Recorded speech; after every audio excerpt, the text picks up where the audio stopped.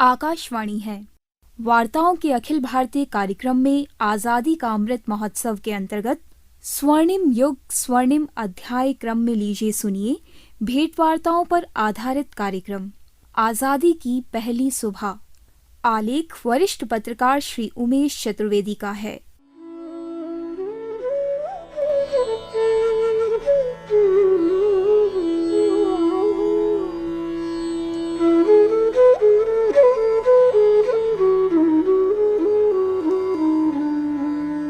चौदह अगस्त 1947 की वो शाम कुछ खास रही। इसी शाम ये तय हो गया कि अगली सुबह सदियों से गुलाम हिंदुस्तान की सरजमी के लिए नया सवेरा लेकर आ रही है। 15 अगस्त 1947 की सुबह सूरज भी वही था, धरती भी वही, लेकिन उस बरसाती सूरज की किरणों की चमक कुछ अलग थी। शस्य श्यामला धरा की रंगत कुछ और सुर्ख हो चुकी थी। हिमालय से आ रही हवाएं हो या बंगाल की खाड़ी में उठती लहरें, उनमें अजीब सी खुशबू थी और अजीब सा उत्साह भी। अरब सागर की लहरें जैसे नए भारत का पांव पखार रही थीं। ऐसे में हिंद महासागर अपनी गर्जना से भला क्यों पीछे रहता? हो भी क्यों नहीं?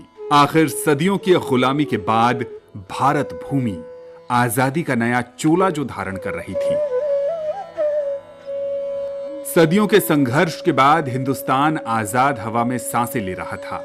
सदियों के अंधकार के बाद आजादी की नई रोशनी आ रही थी और करवट बदलते इस इतिहास का गवाह बनने के लिए लोग सड़कों पर उमड़ पड़े थे। लुटियंस की दिल्ली में जिधर देखो उधर सैलाब ही सैलाब नजर आ रहा था। लोगों का सैलाब। फिजा में अजब सा पागलपन छाया हुआ था। रह रहकर कहीं से एक आवाज उठती, गांधी बाबा की जय, और संवित सुर में शुरू हो जाता, जय हिंद, जय हिंद, जय हिंद, जय हिंद। राष्ट्र के इस तुमुल नाद में जैसे राजधानी समा गई थी। लोगों की दीवानगी देखते ही बन रही थी। ये दीवानगी हो भी क्यों ना, जिस सरजमी को आजाद कराने के लिए आजादी के हजारों दीवानों ने अपने लहू से सींचा हो, उस सरजमी की स्वाधीनता के जश्न में शामिल क्यों ना हो। राजपथ का उत्साह तब देखते ही बन रहा था जब पंडित जवाहरलाल नेहरू ने स्वाधीनता को लेकर ये ऐलान किया, चंद मिनट में ये असेंबली एक पूरी तौर से आजाद खुद मुख्तार असेंबली होगी और ये असेंबली नुमाइंदगी करेगी एक आजाद खुद मुख्तार मुल्क की।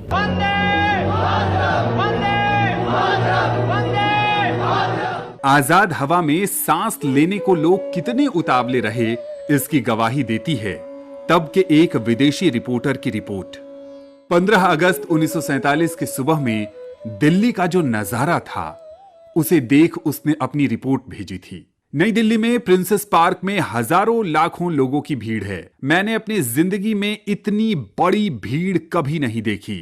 ये भीड़ उत्साहित है और आजादी का जश्न मनाने के लिए लोग इकट्ठा हुए हैं।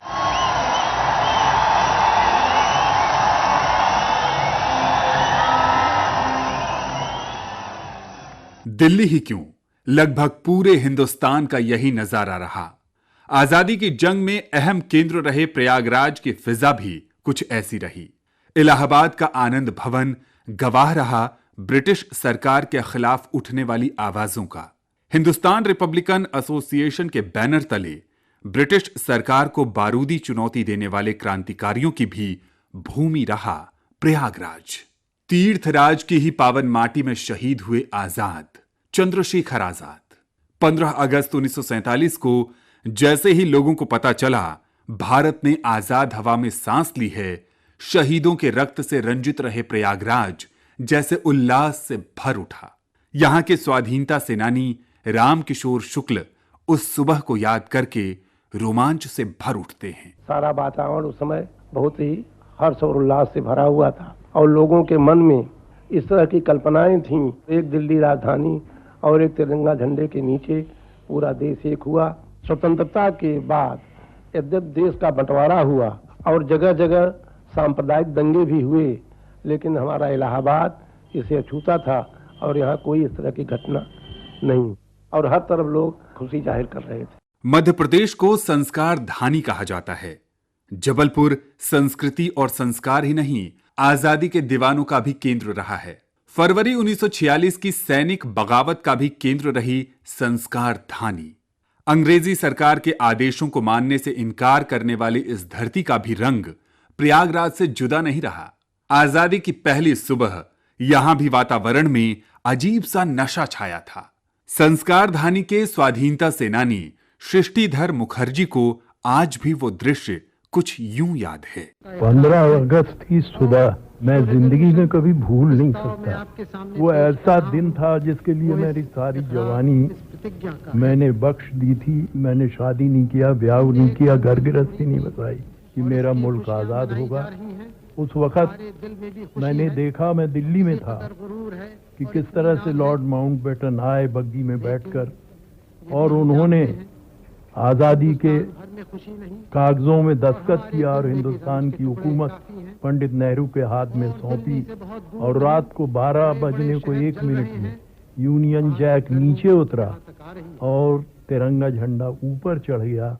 तो हमने देखा कि वो सुबह जिसकी हमें तमन्ना थी, इतनी प्यारी सुबह दिल्ली में लगी, जब पूरा दिल्ली ऐसा लगता था कि जैसे दुल्हन सी सजी हो और सारे लोग पागल से जैसे नशे में झूम रहे हो। और मैं भी उनके साथ नशे में झूम गया आज़ादी के, और मैं अपने आप को भूल चुका उस दिन।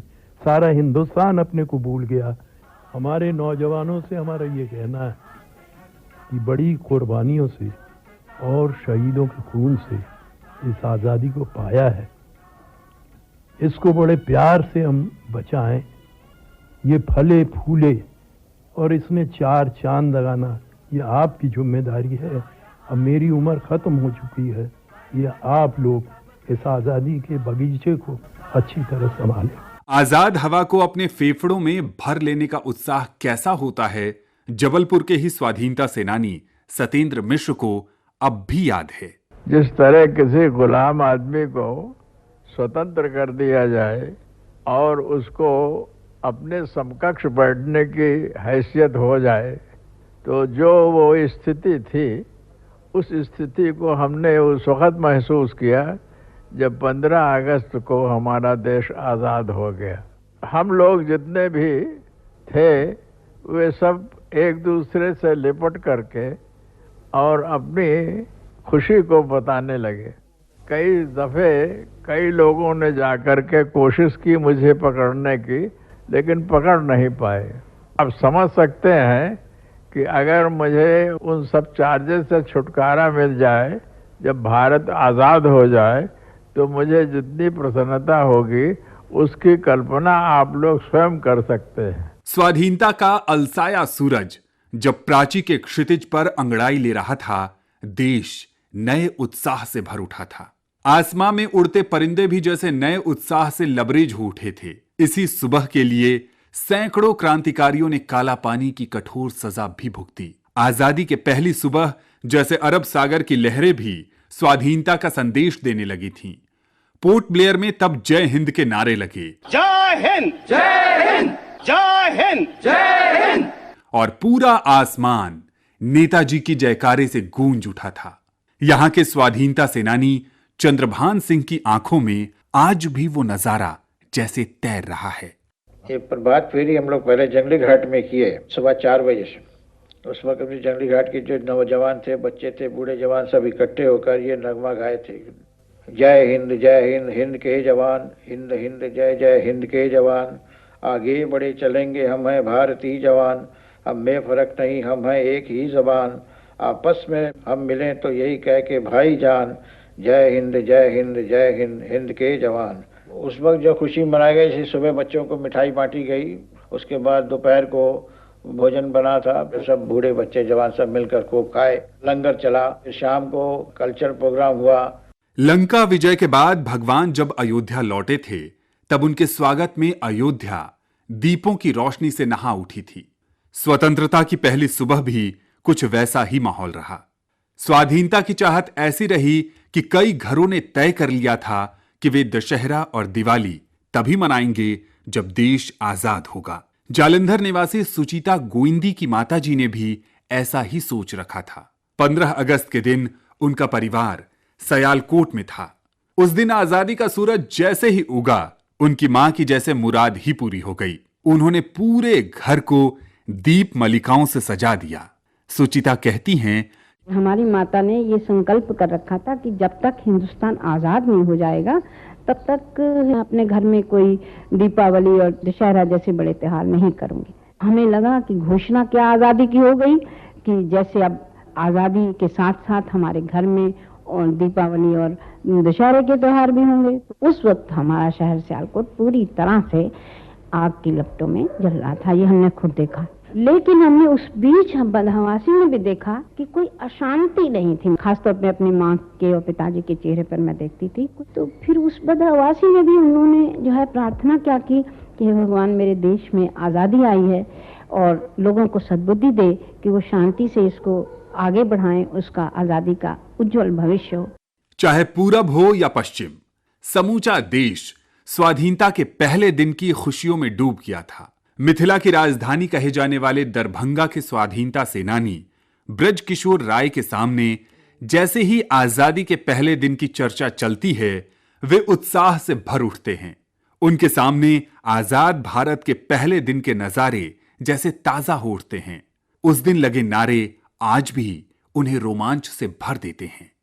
15 अगस्त 1947 का वह शुभ दिन, वह पवित्र तिथि मुझे आज भी याद है। भारत की आजादी का प्रथम दिन, जिसकी प्रतीक्षा वर्षों से चली आ रही थी। भारत को आजादी मिल गई, यह घटना बहुत बड़ी घटना थी। हम लोगों ने उस दिन प्रातः काल उठकर ही भारत की आजादी का एक नारा बुलंद किया और सारे गांव के युवकों और बच्चों को एकत्रित कर एक जुलूस निकाला। उस समय उस जुलूस में जो उत्साह था, उमंग था, उसका वर्णन वाणी के द्वारा नहीं की जा सकती है। उसमें सम्मिलित लोग थे, वे आकंठ इस आनंद में डूबे थे कि आज भारत आजाद हो गया, भारत की आजादी का सपना पूरा हो गया। जुलूस में हम तरह तरह के नारे लगा रहे थे, जैसे महात्मा गांधी की जय, भारत माता की जय, परंतु सबसे लुभावना और सबसे उच्च कोटि का नारा था स्वतंत्र भारत की जय। भारत स्वतंत्र भारत की जय प्रथम दिन उसी दिन हम लोगों ने लगाया। इससे पहले तो स्वतंत्र भारत की जय का नारा लगाने का मौका नहीं मिला था। आजादी के प्राप्ति के रूप में अपने यहाँ पुस्तकालय में तिरंगा झंडा फहराया। तिरंगा झंडा तो हम पहले भी फहराते आते थे, लेकिन संघर्ष के लिए। आज हमने तिरंगा झंडा फहराया स्वतंत्र भारत के सम्मान के लिए, भारत माता के सम्मान के लिए। बहुत बड़ी बात थी। 15 अगस्त का दिन इसलिए बड़ा महत्वपूर्ण था। उस समय याद आते थे सुभाष चंद्र बोस, उस समय याद आता था ढिल्लन सहगल शाहनवाज। इन सारे लोगों को याद करते करते हम लोग ने उस दिन का समय गुजारा। जिस दिन आजादी की लड़ाई में दीवाने कूदे, उसी दिन उन्होंने तय कर लिया था कि ये कांटों भरी राह है। इसलिए उन्होंने घर परिवार का त्याग कर दिया। कई को तो उम्मीद भी नहीं थी कि उनकी ही जिंदगी में स्वतंत्रता देवी के दर्शन हो पाएंगे। ऐसे ही सेनानी रहे दरभंगा के उपेंद्र प्रसाद। हम लोग ये सोच के चले थे कि हमारे पीढ़ी को अपना बलिदान देना होगा और आने वाली पीढ़ी इसका सुनहला दिन देखेंगे। लेकिन हम लोगों को ज्यादा उल्लास इसलिए हुआ कि हम लोग जिंदे भी रह गए और आजादी भी देख लिया। साथ ही साथ हम लोगों को इसका ये बहुत कलह था, आजादी तो मिला लेकिन देश बंटवारा होने के बाद, उसके पहले जो कुछ इस देश में बीत रहा था संप्रदाय दंगा के कारण, उससे भी हम लोग बहुत दुखी थे। दिमाग में ये तो आया कि कम से कम ये हो जाने के बाद देश में संप्रदाय दंगा खत्म हो जाएगा, लोग अमन चैन से जिंदगी बिता सकेंगे और दोनों देश तरक्की करेंगे। उस समय हर आदमी यही सोचता था कि अब अपना राज्य हुआ और लोग बहुत ही ज्यादा उत्साहित थे। दरभंगा ही क्यों, सुदूर मणिपुर भी 15 अगस्त 1947 के दिन आजादी के दीवानगी में डूब गया था। स्कूल कॉलेज के छात्र सड़कों पर उतर आए थे। तिरंगे लहराते हुए प्रभात फेरी निकाली गई। स्त्री हो या पुरुष या फिर बच्चे, सबके पैरों में थिरकन बढ़ गई थी। मणिपुर के प्रसिद्ध साहित्यकार एस नीलवीर शास्त्री को आज भी एक एक नारे याद हैं। उस दिन सुबह सब जगह, हर स्कूल और कॉलेज, सभी स्वतंत्रता का दिवस जो है उसका आनंद मनाने के लिए वो तैयारियां हो रही थी। और उसी दिन सुबह जो आज़ादी के उल्लास में और भारत माता की जय जयकार करते हुए सब निकले, और जो आज़ादी संबंधी ऐसे गीत भी गाए थे। सैकड़ों साल से हम पराधीन होकर हम शोषित रहे हैं ना, अब स्वतंत्र होने के बाद हम कुछ करेंगे, हाँ भारत फूल फलेगा, भारत की उन्नति होगी, इस तरह सब ये आकांक्षा जो है वो थी उनकी। इस महान आशा लेकर और आज़ादी का जो है आनंद जो है अनुभव करते हुए सब बाहर निकले थे। कुछ ऐसी ही राय यहाँ के स्वाधीनता सेनानी एन तोम्बिसी की भी है। जिस दिन आज़ादी प्राप्त हुआ था, हम लोग स्टूडेंट्स थे, हम बैच बैच में मीटिंग करके इतना जोश के साथ हंसते थे, और हमारा जो विजयनाद विजय ध्वनि बजा रहे थे। हमारे शासन, हमारे देश स्वाधीन हो गए हैं, तो बहुत खुशी हुई थी।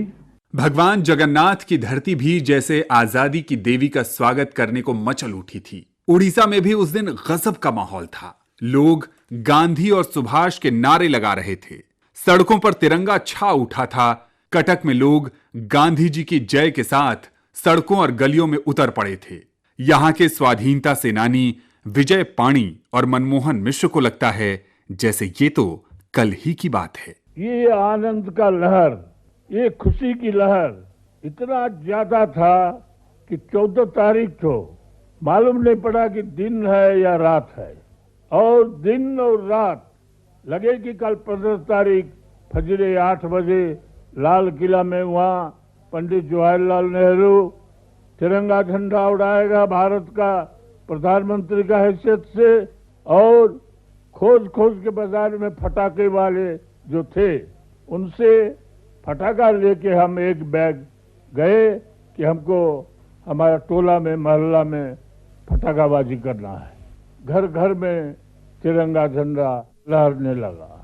हम घर घर घूम के हमारे नगर में सबको बोले कि ये दीपावली हर जगह हर घर सजावट करो और दीपावली मनाओ कि हिंदुस्तान आजाद हुआ।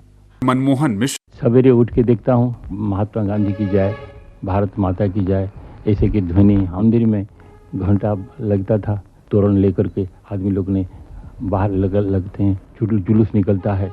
हम देखा कि जितने मेडिकल स्टूडेंट्स हैं उन लोग ने, उसके बाद रोगी जितने लोग मरीज थे उन लोग ने भी बाहर निकल कर आ करके हिंदुस्तान के आज़ादी के लिए उन लोग ने मन में बहुत जल्द इनका जो भावना था उनको से प्रकाश किया।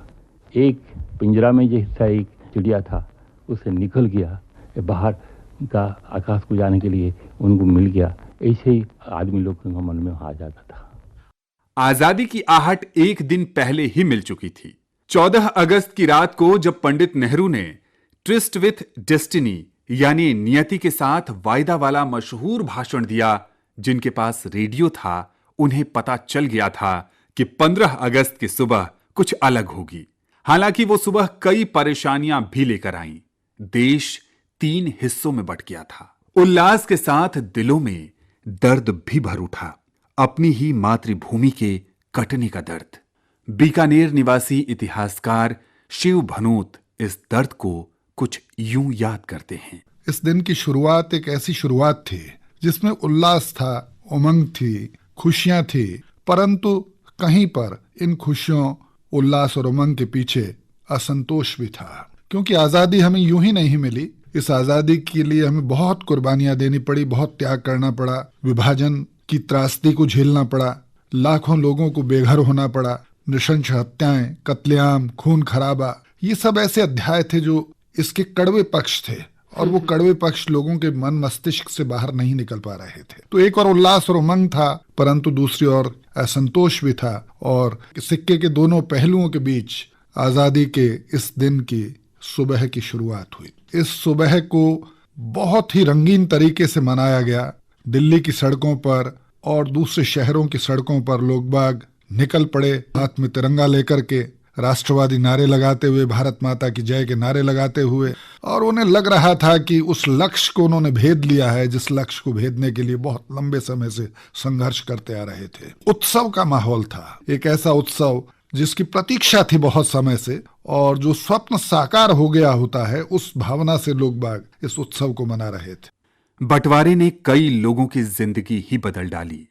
जिन्होंने इसे अपनी आंखों से देखा, जिन्होंने इसे झेला, बंटवारे की बात आते ही उनका दिल अजीब सी उदासी में डूब जाता है। आजादी की हर सालगिरह उन्हें खुशियों के साथ गमों के समंदर में गोता लगाने को विवश कर देती है।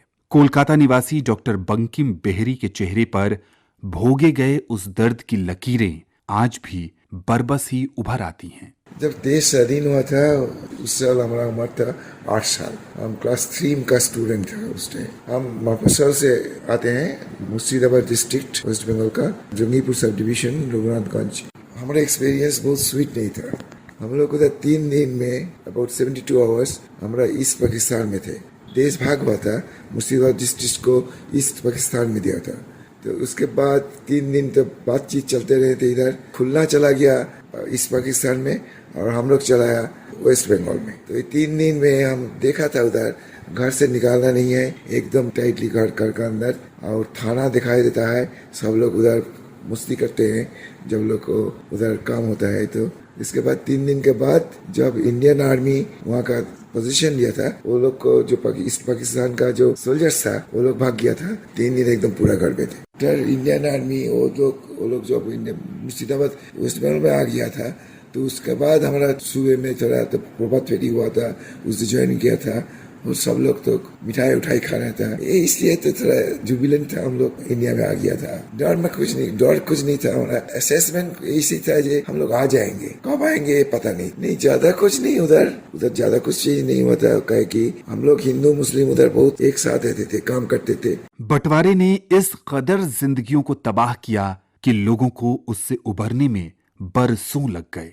कोलकाता के विचारक M.W. हक कहते हैं, उस वक्त तमाम हिंदुस्तानी खुशी से फूल गए, और जो मौका ही ऐसा था कि बच्चे से लेकर जवान और बूढ़े तक इस जश्न आज़ादी में शरीक हुए और अपनी खुशियों का इजहार किया। तो उस वक्त न सिर्फ सड़कों पर, रास्तों पर जश्न मनाया गया, बल्कि स्कूलों, कॉलेजों और यूनिवर्सिटियों में भी तलबा और टीचरों ने बहुत जोश व खरोश के साथ इस तारीखी दिन को मनाया, और हमने महसूस किया कि आज मुल्क से गुलामी का जुआ उतर गया है और हम एक आज़ाद फिजा में सांस ले रहे हैं। आज 75 साल के बाद इसमें कोई शक नहीं कि मुल्क ने तरक्की की दौड़ में काफ़ी ज़बरदस्त और मजबूत कदम उठाया है, और हम 1947 के मुकाबले में आज बहुत ज़्यादा तरक्की याफ्ता हैं। हिंदुस्तान इस वक्त भी एक तरक्की पजीर मुल्क है, लेकिन हम खुशहाली और तरक्की की तरफ बहुत तेज़ी से बढ़ रहे हैं, और इंशाअल्लाह बहुत जल्द हमारा शुमार तरक्की याफ्ता ममालिक में होगा। नई नस्ल के लिए इसके अलावा और कोई पैगाम नहीं हो सकता कि हम मेहनत और मुशक्क़त के साथ, ईमानदारी और खुलूस के साथ कोशिश करें कि हमारा मुल्क हर सम्त में आगे बढ़े। 15 अगस्त की सुनहरी सुबह के इंतजार में हजारों महिलाओं ने अपनी घर गृहस्थी तक को ताक पर रख दिया था। ऐसी ही महिलाओं में एक रही कोटा की स्वाधीनता सेनानी कमला स्वाधीन। नाम में ही उन्होंने स्वाधीन तखल्लुस लगाकर अंग्रेज सरकार को जैसे चेता दिया था कि उन्हें कोई गुलाम नहीं बना सकता। वो कहती हैं, जब आजादी मिली तो जैसे उनका मन मयूर नाच उठा। नहीं रखनी सरकार जालिम नहीं रखनी, कोटा के बाजार के अंदर निशस्त्रों पर लाठी चलाकर घायल हुए हजार, जालिम नहीं रखनी। विष्णु जी पर लठ चलाया, श्याम नारायण मार गिराया, ऐसी है सरकार जालिम नहीं रखनी। मैंने पति का सुख नहीं देखा। एक दो दफा ये छोड़ करके आते थे घर पर। मैंने इनकी अनुपस्थिति में ये काम जरूर किया। एक तो प्रजामंडल में भाग लिया। हम लोग जब आगे बढ़े तो जनता भी जागृत हुई, वो भी हमारे साथ लग गई। वास्तव में ये आंदोलन तो प्रजामंडल का नहीं था, ये विद्यार्थियों का जुलूस था। विद्यार्थियों में जोश अधिक था। महात्मा गांधी ने नारा दिया, करो या मरो, ये देश हमारा है, अंग्रेज भारत छोड़ो। उनके विचारों में एक तरफ तो गांधी जी थे, एक तरफ भगत सिंह थे। ये तो शादी होने के बाद जेलों में ही रहे। ये और अजय भी कोटा का ही रहने वाले। ये दोनों गांव में जाते तो जमींदार लोग इनको अरेस्ट कर ले, मारते पीटते। हाँ, ये मौजी बाबा की गुफा में केसी सिंह जी बारेट वहाँ बम बनाया करते। केसी सिंह बारेट ने इनको भी बुला लिया। अंग्रेजों ने जब इनको अरेस्ट कर लिया था तो इनको बर्फ की सिल्लियों पर रखा। इनको घानी के बेल बन करके घानी तेल पिरोया। इन्हें और अजय को, दोनों दोस्त थे, काल कोठरी में बंद कर दिए। मरने तक काल कोठरी में रहे। आजादी के कई दीवाने ऐसे भी रहे जिन्हें स्वाधीनता की पहली सुबह भी आजाद हवा में सांस लेना नसीब नहीं हुआ। उनकी रिहाई नहीं हो पाई। बावजूद इसके उन्हें कोई गिला नहीं रहा। उनके उत्साह में कोई कमी भी नहीं आई। जेल में ही उन्होंने कैदियों के संग आजादी का त्योहार मनाया। ऐसे ही रहे हैदराबाद के गोविंद दतलानी। जेल में बिताई स्वाधीनता की पहली सुबह उन्हें अब भी याद है। तो इस वक्त हम लोग इतनी जोशों से पूरे कलाकार, और हमारा म्यूजिक कॉलेज बहुत बड़ा म्यूजिक कॉलेज, मेरे गुरु पंडित टंडन के, हम लोग नाचने लगे, कूदने लगे, नाचते कूदते थे। हमको ऐसा लगा कि हम खुद, हमारा भारत चले, हम खुद स्वतंत्र हो गए, हमारा संगीत मुक्त हो गया। बहुत जान जोखिम, बहुत खतरे और बहुत जतन से मिली है हमारी ये आजादी। स्वाधीनता के कई सेनानियों ने उम्मीद तक खो दी थी कि उनकी जिंदगी में आजादी मिल पाएगी। बीकानेर के स्वाधीनता सेनानी हीरालाल शास्त्री को भी आस नहीं थी कि जीते जी उन्हें आजादी की देवी के दर्शन होंगे। लेकिन जब आजादी मिली तो उनके उत्साह का पारावार नहीं रहा। मुझे महाराजा रेवोल्यूशनी समझते थे, इस वजह से उन्होंने मुझे रिहा नहीं किया। बाकी के राजनीतिक बंदी जो थे उन सबको रिहा कर दिया था, लेकिन मुझे नहीं किया। मैं तो आज़ादी का पर्व जो है सेंट्रल जेल के अंदर ही मनाया, और बड़े धूमधाम से सभी कैदियों और साथी थे ना, वहाँ तिरंगा झंडा बनाया अपने दिमाग से, काला और हल्दी वगैरह लेकर के, क्योंकि रंग तो मिलते नहीं थे ना, तो इस वजह से तिरंगा झंडा दीवार के ऊपर बना करके और वंदे मातरम लिख करके वहीं हमने झंडे को सलामी दी और वहीं हमने आज़ादी का पर्व मनाया। और अखबारों के जरिए से मालूम हुआ कि हिंदुस्तान के आज़ादी के जो पर्व मनाया गया, कानपुर के अंदर तो घी के दीपक जले हैं। आजादी के बाद हमने 75 वर्षों की गौरवपूर्ण यात्रा पूरी कर ली है। इस दौर में हमने संभावनाओं के कई दरवाजे खोले हैं तो सफलताओं के कई सोपान भी तय किए हैं। कई मोर्चों पर हमने अपनी आजादी का मान रखा है। अपनी आजादी और लोकशाही के दम पर हमने दुनिया में एक मकाम बनाया है। लेकिन कुछ स्याह मोर्चे ऐसे भी हैं जहां अब भी बहुत कुछ किया जाना बाकी है। हम आजादी का अमृत महोत्सव मना रहे हैं। इस मौके पर आइए शपथ लें कि अपनी आजादी पर हम हरगिज आंच नहीं आने देंगे और अपने तिरंगे का मान कभी कम नहीं होने देंगे। अपनी आजादी को हम हरगिज मिटा सकते नहीं, अपनी आजादी को हम हरगिज मिटा सकते नहीं। सर कटा सकते हैं लेकिन सर झुका सकते नहीं। आजादी की पहली सुबह वार्ताओं के अखिल भारतीय कार्यक्रम में आजादी का अमृत महोत्सव के अंतर्गत स्वर्णिम युग स्वर्णिम अध्याय क्रम में अभी आप भेंट वार्ताओं पर आधारित ये कार्यक्रम सुन रहे थे। आलेख वरिष्ठ पत्रकार श्री उमेश चतुर्वेदी का था। प्रस्तुतकर्ता थे राम अवतार बैरवा। इस कार्यक्रम के लिए रिकॉर्डिंग हमें आकाशवाणी के जयपुर, कोटा, बीकानेर, भोपाल, कटक, कोलकाता और आकाशवाणी संग्रहालय से प्राप्त हुई थी। ये कार्यक्रम आकाशवाणी के दिल्ली केंद्र से प्रसारित किया गया।